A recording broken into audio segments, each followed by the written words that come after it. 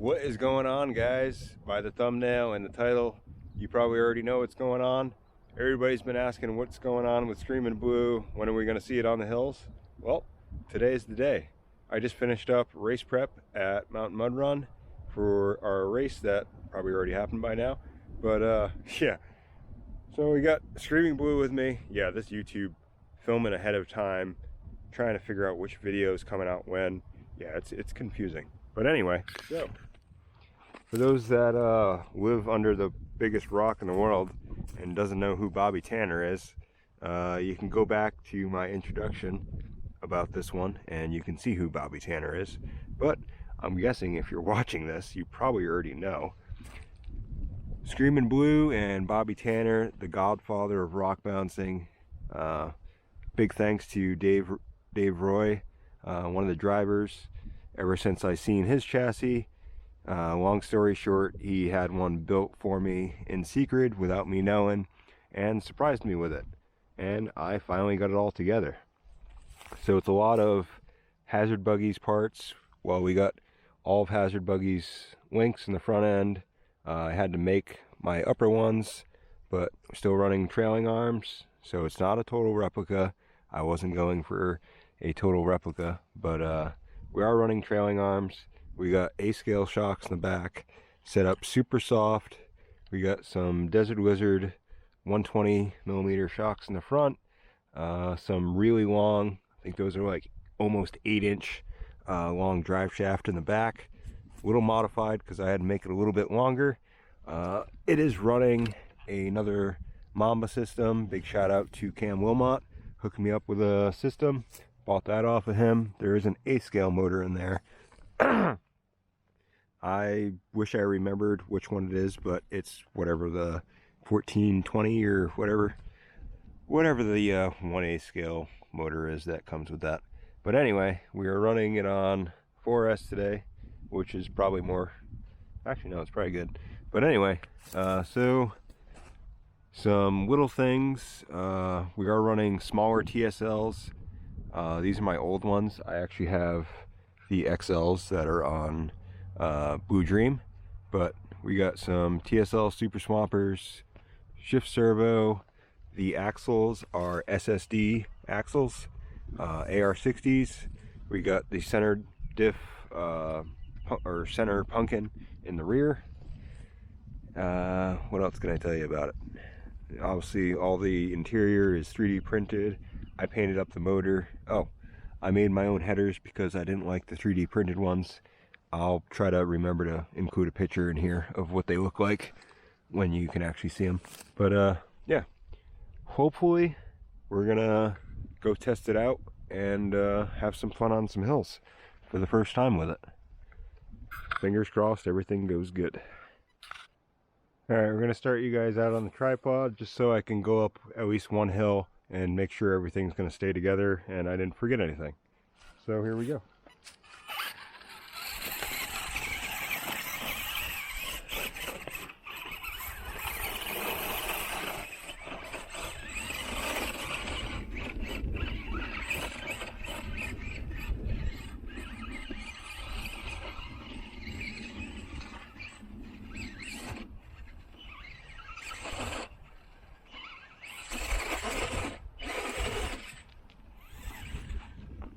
Seems to be holding together. I feel like I could definitely use some more wheel speed, but I only had one pinion and it was a really small pinion, so I don't really have all that much wheel speed, but it's probably safer that way right now. All right, let's get you guys up closer.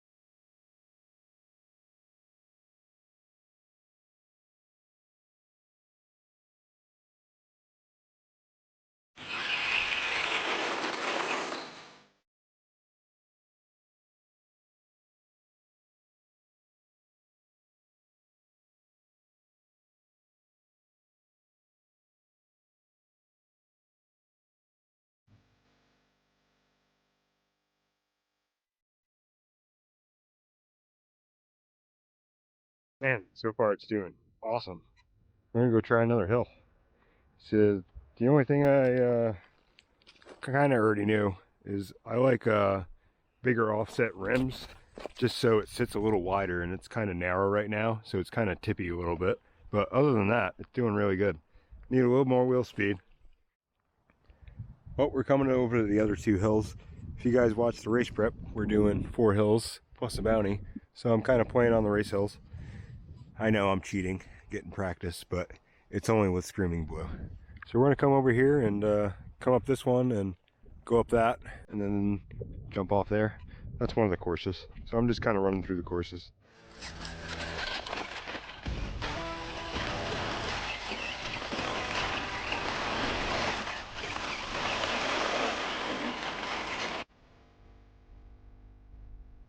Now I'm digging out the courses.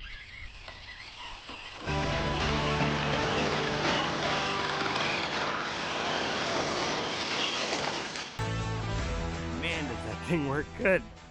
That is really surprising. I'm not surprised, but I am surprised. That is a very heavy chassis. Being a replica, there's a lot of extra tubes in there, so it is a very heavy chassis. So yeah, that was general surprise on my yeah.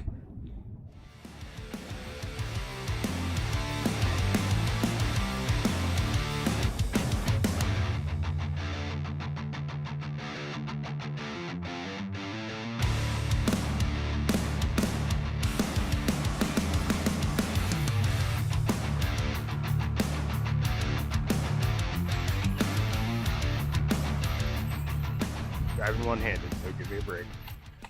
Not bad. Finish line would be over there. Alright, I want to go try the hard one, or at least the one that I think is going to be really hard for Screaming Blue, just because of how narrow it is.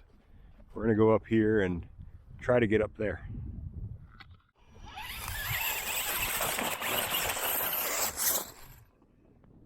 Give you guys an idea of how steep it is before I try to go up it. So if I can't go straight up, I'm going to try to go over there. That's where I got up with Blue Dream in the previous video, but I'm going to try to go straight up because that one has about 2 inches more wheelbase than Blue Dream. So here we go. Well, I thought it was recording and it wasn't recording. And of course, I think I might have just broke a link. I kind of just shoved it back in there. One of the rod ends came undone, which is unfortunate, but we're going to try to keep going until it fully breaks, I guess.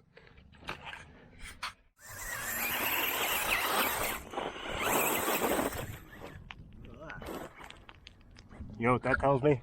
I think I need to make Blue Dream a little bit longer, because that just walked up that pretty easy. I thought I was going to have to go the other way. All right, one last shot.